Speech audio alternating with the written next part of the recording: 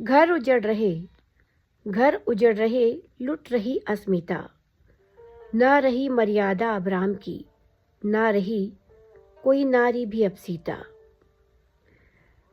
ज्ञान और सौहार्द का साधन ये अंतर्जाल बन चुका है अब श्राप जिंदगी का।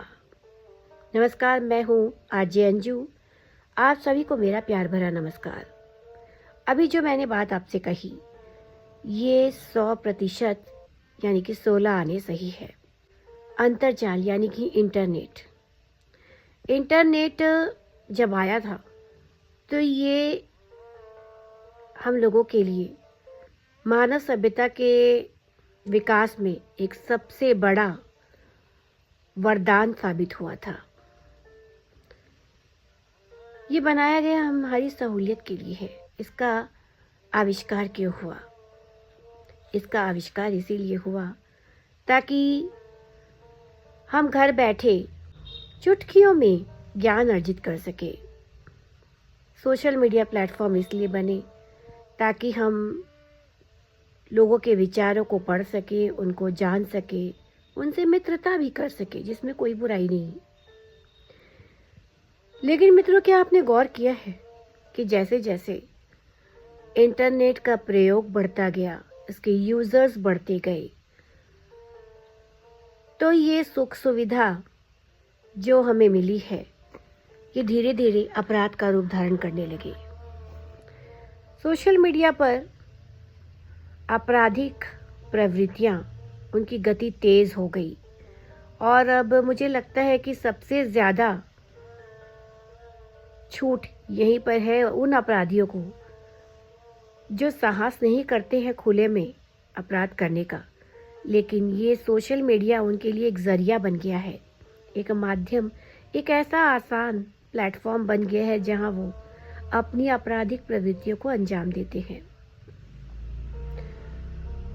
जो अभी मैंने कहा, घर उजड़ रहे हैं, अस्मिताएं लूट रही हैं, नारियां स्वतंत्र हो चुकी हैं, जो कि जैसे मध्य युग में, हमारे उस युग में महिलाओं को काफ़ी फ्रीडम नहीं थी, उनको उनके अधिकार भी मिलकर भी नहीं मिले थे, स्वतंत्रता नहीं थी, लड़कियों को पढ़ने नहीं दिया जाता था, ये उनके अधिकार थे। और धीरे धीरे फेमिनिज्म आया, एक शब्द जो लोगों की ज़बान पर चढ़ गया, फेमिनिज्म का अर्थ होता है महिलाओं के मौलिक अधिकार उन्हें मिलना, उन्हें वो स्वतंत्रता मिलना ताकि वो पढ़ लिख कर समझदार बन सके और अपने आने वाली पीढ़ी को मार्गदर्शन दे और स्वयं भी एक अच्छा जीवन जिए, जिसे सही और गलत की समझ तो है, पर उस समझ को वो अप्लाई कर सके। तो महिलाओं को वो सब कुछ मिला, वो जिस तरह के वस्त्र पहनना चाहती हैं वो सब पहन रही हैं, जो हमें समाज में दिख रहा है। इसलिए हम ये नहीं कह सकते कि अब महिलाओं की स्थिति दयनीय है या उनके अधिकार उनको नहीं मिले। इवन जो हमारे घरों में जो डोमेस्टिक हेल्पर्स भी आती हैं, आज आप उनको देखिए, उन सब के पास मोबाइल फ़ोन्स हैं और आप हमसे ज़्यादा, मैं ये कहूँगी कि वो ज़्यादा फ़ोन का यूज़ करते हैं, वो ज़्यादा सोशल मीडिया पे ज़्यादा एक्टिव हैं। आप देखिए उनके भी स्थितियों में कितना सुधार हुआ है। उनके पास में फ़ोन है, किसी के पास आईफोन है, किसी के पास सैमसंग है, अच्छे कंपनी के फ़ोन है और ये काम करते करते भी वो बात करती रहती हैं फ़ोन पर। वो अपना घर भी संभाल रही होती है, अपने बच्चों को भी फ़ोन पर बात करके संभाल लेती हैं कि घर पे क्या चल रहा है, और काम भी संभाल लेती हैं जहाँ पर वो, जो उनका कार्य क्षेत्र है। बहुत एक्टिव हैं, सोशल मीडिया पर भी वो बहुत ज़्यादा एक्टिव हैं। इतना थकने के बाद एक सुकून जो चाहिए होता है वो उन्हें सोशल मीडिया से मिलता है। थकान दूर हो जाती है, वहाँ कुछ पल जाओ, लोगों के विचार पढ़ो, उनके वीडियोस देखो और किसी से मित्रता हो जाए तो बातचीत भी हो जाती है। लेकिन बात ये है कि अगर इसका जो प्रयोग है वो एक निश्चित समय के लिए हो तो ठीक है, लेकिन ये निश्चित समय के लिए नहीं रहा दोस्तों। अब इसकी एक तरीके से लत लग चुकी है लोगों को। जी हाँ, मुझे लगता है कि जो आए दिन मैं रील्स में देखती रहती हूँ, उनमें कहते हैं कि लोग अपने घर के मेंबर्स को भूलते जा रहे हैं और सोशल मीडिया पर एक्टिव होते जा रहे हैं। घर में 4 लोग आपके सामने बैठे हैं, आप उनसे बात नहीं कर रहे, आप सिर्फ अपना फ़ोन चला रहे हैं। आप अपने ही घर में रह के अजनबी हो जाते हैं। हाँ, ये सच बात है। और महिलाओं के लिए मैं ये कहना चाहूँगी कि आज नारी सब कुछ कर रही है। वो प्लेन भी चला रही है, वो ऑफिस में काम कर रही है, वो कवि है, वो लेखक है, वो गायिका है, यानी कि सिंगर है, वो इंजीनियर भी है, वो आर्किटेक्ट भी है।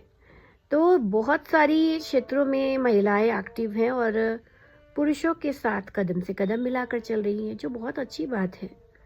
लेकिन फिर भी हमारे सोशल मीडिया पर महिलाओं का शोषण बहुत है।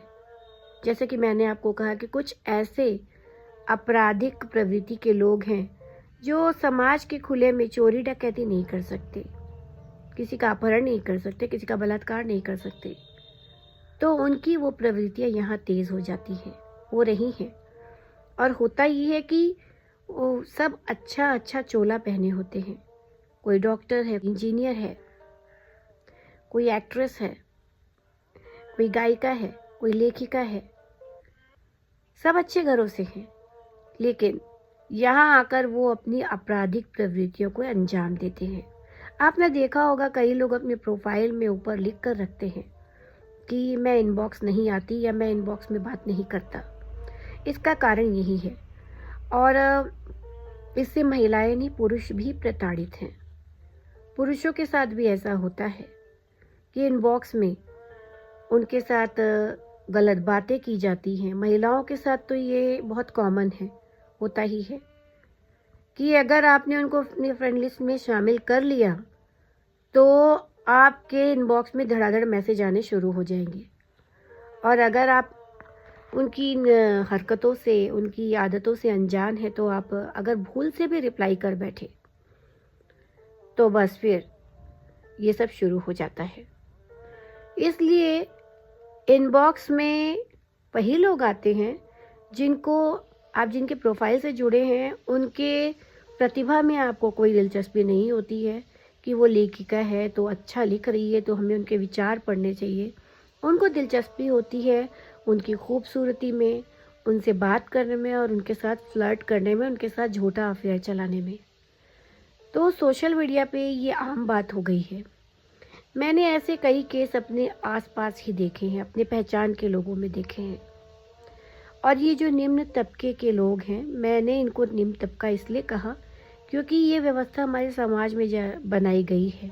मध्यम वर्ग, उच्च वर्ग, निम्न वर्ग, जिसे मैं नहीं मानती, लेकिन जो ये लोग जो फैक्ट्रीज़ में काम करते हैं या डोमेस्टिक हेल्पर हैं या ऑफिस में पियून हैं या फिर खाना बनाते हैं, कुकिंग करते हैं, ऐसे लोगों के जीवन में भी लोगों के सपने सबके बड़े होते हैं।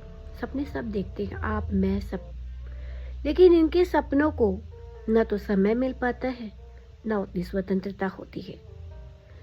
तो सोशल मीडिया जो है इनके लिए एक तरीके से वरदान इन लोगों के लिए ज़रूर है, क्योंकि ये अपने गम को भुलाने के लिए, अपने जीवन की जटिलताओं को उनसे थोड़ी देर के लिए दूर जाने के लिए उसका प्रयोग करते हैं, सोशल मीडिया पे एक्टिव रहते हैं। लेकिन ज़्यादातर क्या होता है, वो ऐसे जो असामाजिक तत्व है, जैसा कि मैंने पहले आपको बताया, जो आपराधिक प्रवृत्ति के लोग होते हैं, उनके जालों में फंस जाते हैं और कि वो व्यक्ति धीरे धीरे अपने ही परिवार के अगेंस्ट जाने लगता है, उन लोगों से दूर होने लगता है।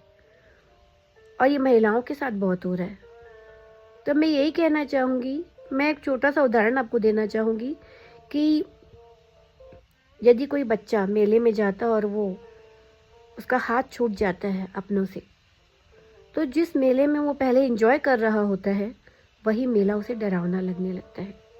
तो तो यही स्थिति हम सबकी है कि हम सोशल मीडिया एक मेले की तरह ही है। हम उसमें जाते हैं और उसमें एंजॉय करते हैं, ज्ञान लेते हैं, ज्ञान देते हैं, अपनी प्रतिभा का प्रदर्शन करते हैं, सिंगिंग, राइटिंग, डांसिंग, इन सब के लिए एक बहुत अच्छा प्लेटफॉर्म है। लेकिन इसके साथ ही हर चीज़ की एडवांटेज के साथ डिसएडवांटेज होती है और जिसके विषय में हमें पहले से पता होता है, लेकिन कुछ ऐसी चीज़ें होती हैं जिसके बारे में हमें धीरे धीरे मालूम होता है। तो मैं आज ये सिर्फ आप लोगों को यही मैसेज देना चाहती हूँ कि सोशल मीडिया को वरदान ही रहने दें, अपनी ज़िंदगी में अभिशाप ना बनाएं। और वो आपके अपने ही हाथ में है। वो किस तरीके से है कि इसका जो यूज़ है, जो यूज़र्स हैं हम सब, हमें बहुत लिमिटेड, जैसे हम कोई फ़िल्म देखने जाते हैं, 2.5 घंटे की फ़िल्म होती है, उसे देखकर सिनेमा घर से हम घर चले आते हैं। ये नहीं है कि हम सिनेमा घर में ही रह जाते हैं। लेकिन सोशल मीडिया एक ऐसा नशा है जिसमें एक्टिव रहने के बाद इंसान जब अपने परिवार के बीच होता है तब भी उसके दिमाग में वही चलता रहता है और वो तड़प जाता है अगर उसका एक दिन में फ़ोन ख़राब हो जाए या उसका इंटरनेट चला जाए, वो तड़प जाता है। तो क्या हमारे पहले ज़माने के जो लोग थे वो बिना इंटरनेट के जीते नहीं थे? मैं ये नहीं कह रही हूँ, विरोधी नहीं हूँ, इंटरनेट बहुत अच्छी चीज़ है और मुझे भी सोशल मीडिया से पहचान मिली, मेरी प्रतिभा को, मेरे लेखन को। तो इसीलिए अगर आप इसका सही उपयोग करते, सदुपयोग करते हैं तो ये बहुत अच्छी चीज़ है। लेकिन अगर आप इसका दुरुपयोग करते हैं, ज़रूरत से ज़्यादा इस पर टाइम स्पेंड करते हैं, तो एक तो आप अपने जीवन के साथ बहुत ही गलत कर रहे हैं, इसके साथ ही आपके बच्चे आपसे गलत सीख रहे हैं। युवा पीढ़ी भी जो है इससे पथभ्रष्ट हो सकती है क्या, हो ही रही है। क्योंकि आजकल के लोगों का जीवन इंटरनेट के बिना जीवन ही नहीं, अधूरा भी नहीं कहूँगी, है ही नहीं जीवन। और इसका एक सबसे बड़ा उदाहरण मैं आपको बताना चाहूँगी जो कि नेपाल में भी हाल ही में हुआ, जेन ज़ी। तो इंटरनेट बंद हो जाने, यानी कि सोशल मीडिया प्लेटफॉर्म बंद हो जाने से लोग बौखला गए। तो हमारी सबकी स्थिति वैसी ही है। तो हमें सोशल मीडिया प्लेटफॉर्म ये एक वरदान मिला है, ये आविष्कार जो मिला वरदान के रूप में, इसका सही उपयोग अगर हम करें तो सबके जीवन खुशहाल रह सकते हैं।